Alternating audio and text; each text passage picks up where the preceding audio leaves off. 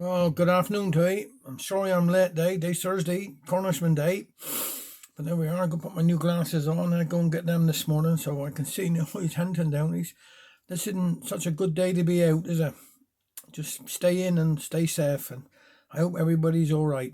And have a nice day. Now, the one I'm going to do here today is by Liz Arman.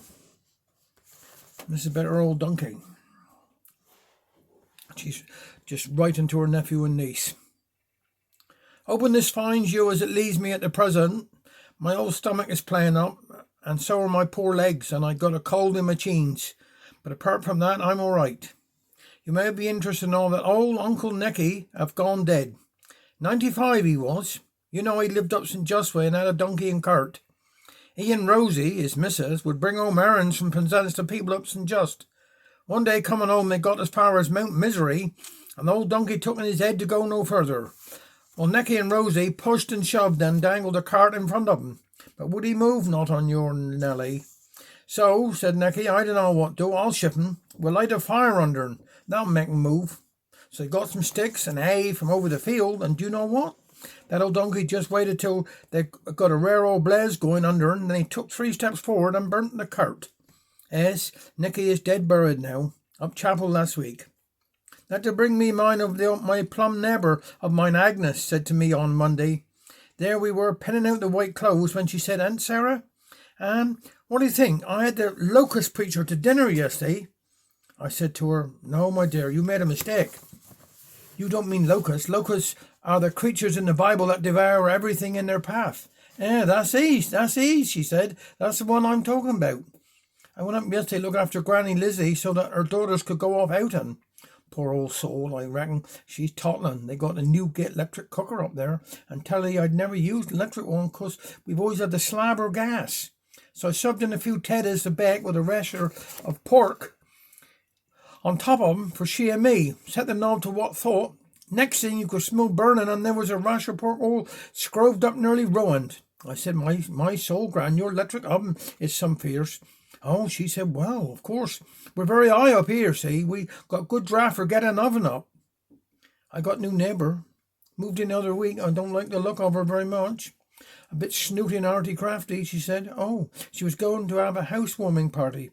I told her 100 a call and a bag of logs would warm her house up better. She said then that the party was going to be a cocktail party and would me and Alfred like to come. Well, I didn't seem very keen. She said perhaps we weren't used to such things. But I had her. I said, oh, no, my dear. We'd have so many cocktail parties in our house that our old rooster haven't got a feather left in his tail. Well, we did go to her party, me and Alfred, because I tell you the truth, I've been dying to see what it's like in there. Well, you've never seen such things in your life. They didn't seem to have much furniture. We had to sit on cushions on the floor. My back was some bad the next day. All the lights were out, just candles in bottles and jam round the room. I thought she might have had the electric cut off, but then I noticed she had something cooking on top of the electric stove. Whatever it was, I thought it had catched her. It smelled bram queer. She said she called it ratatouille or some name. We never tried that. She gave us this stuff called punch to drink. It had bits of leaves and tread floating in it. Alfred swore blue blind that she'd gotten mixed up with some cenopods in the dark, for his stomach started to churn as soon as he clunked it. There was a chap with a guitar sitting in a corner singing. At least I think he was singing. Alfred reckoned he had been at the punch and was crying out with pain in his stomach. There was an argument going on over a couple called Trotsky and Marx. I said to Alfred, I reckon they're on television like Starsky and Hutch. It nearly came to handfuls of skin and fistfuls of air flying. Just then my neighbour decided to serve supper. She put this ratatouille on the table and what looked like a dish of boiled worms, something they'd call mussacut and mussy. Well, that must have been the right name for him because it looked rooted.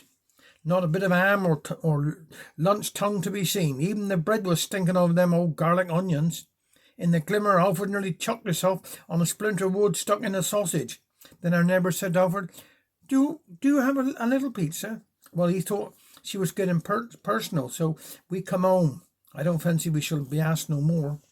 Well, my handsomes, I can't think of no more news. As well, offered to send his kind regards to all our friends up there. Give the dear child a kiss from us and look after yourselves. Thank you very much. Have a nice weekend.